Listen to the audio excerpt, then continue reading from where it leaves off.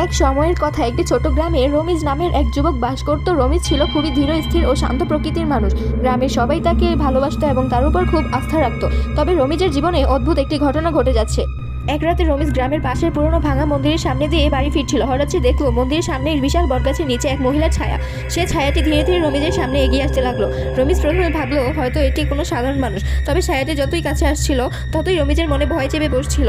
মহিলাটি অত্যন্ত দীর্ঘকায়া আর রক্তে ভেজা শাড়ি পরা। রমিজ ভয়ে কিছুই বলতে পারছিল না। মহিলাটি আবার বলল, আমাকে এই অবস্থা থেকে মুক্ত করো, নইলে তোমার পরিণতি হবে আরো ভয়ঙ্কর। রমিজ কিছুই করতে না পেরে পালানোর চেষ্টা করছিল, কিন্তু তার পা যেন মাটির সাথে আটকে গেল। তখনই হঠাৎ একটা প্রচন্ড শব্দ হলো আর মহিলাটি ভ্যানিশ হয়ে গেল। কিন্তু রমিজের মনে ছিল সেই ভয়ঙ্কর মুহূর্ত, আর তারপর থেকে সে রাতে ঘুমাতে পারতো না। প্রতি রাতে সে অনুভব করতো যেন সেই গলাকাটা আত্মা তাকে ডেকে বলছে, আমার গলা ফিরিয়ে দাও।